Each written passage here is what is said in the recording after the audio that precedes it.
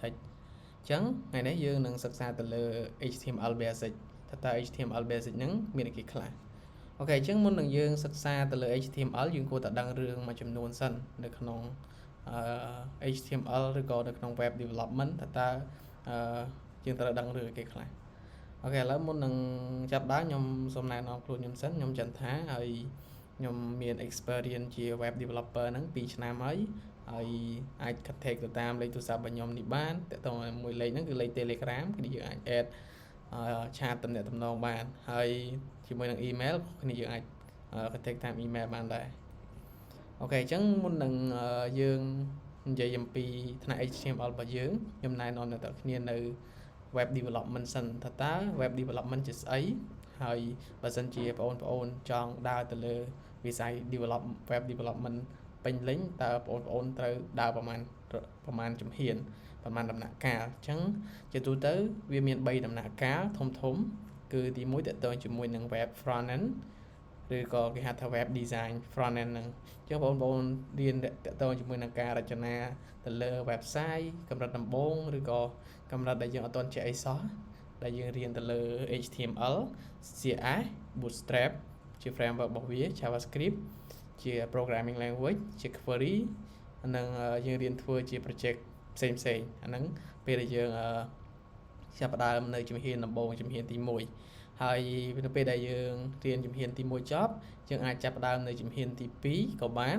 ឬក៏យើងអត់ចង់រៀននៅជំហានទី1ក៏យើងអាចផ្លោះទៅជំហានទី2ដែលដោយសារតែ web development គេអាចបែងចែកវាជាច្រើនអញ្ចឹងយើងចង់ focus ទៅលើ back end និង database ក៏បានដែរអញ្ចឹងជំហានទី2ហ្នឹងគឺតកតងជាមួយនឹង back end ហើយនិង database នេះឯងអញ្ចឹងយើងរៀនទៅលើការ store data ពេលដែលយើងផ្ទុកទិន្នន័យទៅលើ file ឬក៏ database ហើយយើងធ្វើតកតងជាមួយនឹង admin មានការ admin dashboard នៅក្នុងការគ្រប់គ្រងទិន្នន័យដូចជា filter ហ្នឹងមានន័យថាយើងច្រោះយក data ណាមួយដែលយើងចង់បានការ query ទិន្នន័យឬក៏ការរៀបចំ content ដែលបង្ហាញនៅក្នុង front end ដែលវាមានលក្ខណៈជាប្រព័ន្ធគ្រប់គ្រងបែបយើងអាចគ្រប់គ្រងបានអញ្ចឹងហើយនឹងរៀបចំទិន្នន័យដាក់ជាផ្នែកជាដើមអញ្ចឹងជាទូទៅតកតងជាមួយនឹង back end ជាមួយនឹង database web ហ្នឹងគឺយើងធ្វើការទៅលើផ្នែកខាងក្រោយនៃ web development របស់យើងដែលជាទូទៅផ្នែកទី1ជំហានទី1ហ្នឹងគឺយើងធ្វើទៅលើ front ដែល front ហ្នឹងគឺជាអ្វីដែលយើងមើលឃើញនឹងឯងហើយបន្តមកទៀតគឺទី3ជំហានទី3គឺយើងសិក្សាទៅលើ framework ម្ដងអញ្ចឹងនៅពេលដែលយើងរៀនទៅលើប្រមាណហ្នឹងហើយគឺយើងសិក្សាទៅលើ framework មួយអញ្ចឹងអីទៅជា framework អញ្ចឹង framework ហ្នឹងគឺសំដៅទៅលើអ្វីមួយដែលគេ build ឡើងសម្រាប់ជំនួយទៅកាន់អីមួយមានន័យថាបើសិនជា language ណាមួយដែលគេប្រើដូចជា JavaScript ឬក៏ Python គឺគេ build framework ឡើងមកដើម្បីងាយស្រួលនៅក្នុងការប្រើប្រាស់ទៅលើ programming language មួយហ្នឹងអញ្ចឹងនិយាយទៅ framework ឬក៏ library ផ្សេងដែលគេត្រូវ embed ជាមួយនឹង website របស់យើងឬក៏តកតងជាមួយនឹងឲ្យ website របស់យើងហ្នឹងវាមានកាន់តែទាក់ទាញហើយនឹង standard ល្អត្រង់ standard វាច្បាស់លាស់ហើយតកតងជាមួយនឹង web framework ហ្នឹងរាល់ថ្ងៃគេបែងចែកជា2មាន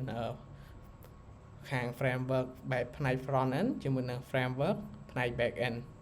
ចឹងអានឹងតកតងជាមួយនឹង framework របស់វាអូខេអញ្ចឹងយើងមកបញ្យល់តកតងជាមួយនឹង internet ចុះថាគេទៅដែលគេហៅថា internet អញ្ចឹងជាទូទៅ internet គឺជាបណ្ដាញទំនាក់ទំនង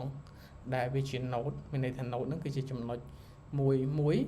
ទៅ node មួយទៀតអញ្ចឹងជាទូទៅវាអាចថាជាការ connect គ្នាអញ្ចឹងនៅពេលដែលយើងប្រើទូរស័ព្ទប្រើយើងអាច connect ពីទូរស័ព្ទមួយទៅទូរស័ព្ទមួយទំនាក់ទំនងគ្នាបានអញ្ចឹងយើងប្រើ internet បែបហ្នឹងអញ្ចឹងជាទូទៅ internet គេបែងចែកជា3វាមានLAN គឺបណ្ដាញតភ្ជាប់លក្ខណៈចិត្តជាមួយនឹង main បណ្ដាញលក្ខណៈប្រហែលជាមួយនឹងLAN ដែលវាមានទំហំតភ្ជាប់ហ្នឹងមានលក្ខណៈធំជាងអាចថាធំជាងប៉ុន្តែទីក្រុងចុះហ្នឹងគេប្រើ WAN ប្រើ main ហើយនឹងចុងក្រោយគឺ WAN ដែលវាតទៅជាមួយនឹងបណ្ដាញតភ្ជាប់ដែលវាលក្ខណៈធំទូទាំងប្រទេសអាហ្នឹងគឺគេប្រើបែបហ្នឹងអូខេអញ្ចឹងមុននឹងយើងបន្តទៀតគឺយើងត្រូវដឹងថាតើដូចម្តេចដែលហៅថា website តែ website ហ្នឹងបែបម៉េចអញ្ចឹង website គឺជាការបណ្ដុំនៅគេហៅថាបើភាសាខ្មែរគេហៅថាគេហទំព័រដែលយើងយកទៅដាក់ទៅលើអ៊ីនធឺណិតសម្រាប់គេអាចប្រើប្រាស់បានជុំវិញពិភពលោកតាមរយៈគេហៅថា ISP ឬគេហៅ Internet Service Provider ដូចជា Facebook email Google YouTube ដែលយើងប្រើជា website គឺបែបហ្នឹងមានន័យថាអ្នកអាចធ្វើការបើកនៅ website តាមរយៈ URL របស់ website ហ្នឹងឬក៏ web address របស់វាបានអាហ្នឹងតកតងជាមួយនឹង website គឺវាមានន័យបែបហ្នឹងអូខេបន្តមកទៀតគឺយើងយល់អំពីអ្វីទៅជា hosting អញ្ចឹង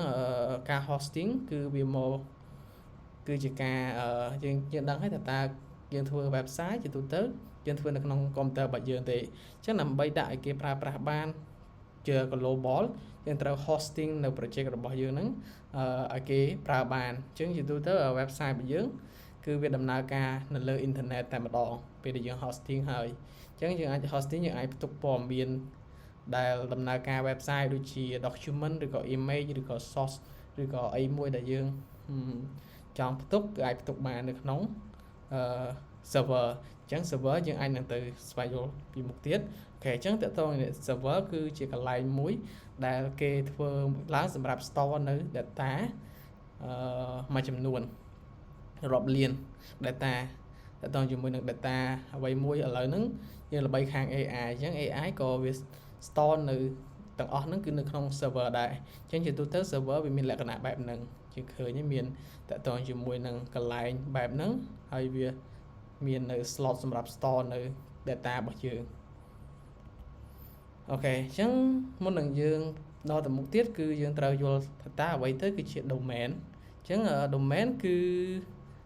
ជាទូទៅបើសិនជាយើងចង់ប្រើប្រាស់ website មួយគឺយើងវាយអីគឺយើងវាយឈ្មោះរបស់ website ហ្នឹងអញ្ចឹងអាឈ្មោះហ្នឹងហើយគឺជា domain ហ្នឹងឯងអញ្ចឹង domain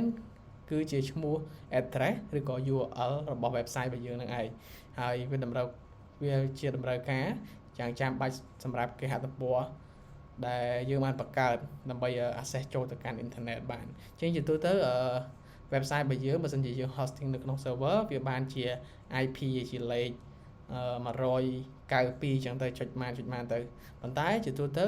ដើម្បីឲ្យយើងអាចប្រើងាយស្រួលគេប្រើ convert IP ហ្នឹងទៅជា domain អញ្ចឹង domain ហ្នឹងអាចជាឈ្មោះអាចជាអីដែលយើងឃើញមានការបង្ហាញហ្នឹងអូខេអញ្ចឹងយើងបានស្វែងយល់ពី web development មួយចំនួនហើយនៅខាងមុខហ្នឹងដូច្នេះយើងនឹងមកយល់ពី main course របស់យើងដែលយើងនឹងបរៀនគឺ HTML នឹងឯងអញ្ចឹង HTML នឹងគឺជាអីអញ្ចឹង HTML គឺជាគេហៅថា language មួយដែលពិពណ៌នានឹងបង្កើតនៅ web page ឬក៏គេហៅថា web application របស់យើងហើយ HTML ហ្នឹងវាមានន័យថាពាក្យពេញរបស់វាគឺ Hypertext Markup Language អញ្ចឹងគឺជា Hypertext Markup Language ទេវាមិនមែនជា programming language ទេហើយតើតើជាមួយនឹង Markup Language ហ្នឹងគឺជាសំណុំនៃ Markup Text អញ្ចឹងនៅពេលដែលយើងតិចទៀតយើងនឹងយល់ហើយថា text ហ្នឹងគឺជាអីអញ្ចឹង text គេប្រើសម្រាប់ពិពណ៌នាអំពី document content អញ្ចឹងទៅ website របស់យើងគឺវាមាន document content អញ្ចឹងហើយគឺយើងប្រើតទៅជាមួយនឹង document content នៅក្នុងហ្នឹងហើយតទៅជាមួយនឹង HTML document វាមានដូចជា HTML tag ឬក៏ plain text អញ្ចឹង HTML tag ហ្នឹង tag ជាទូទៅយើងមាន HTML tag និង plain text ហ្នឹងឯងហើយតទៅជាមួយនឹង HTML document ដែលគេហៅថា web page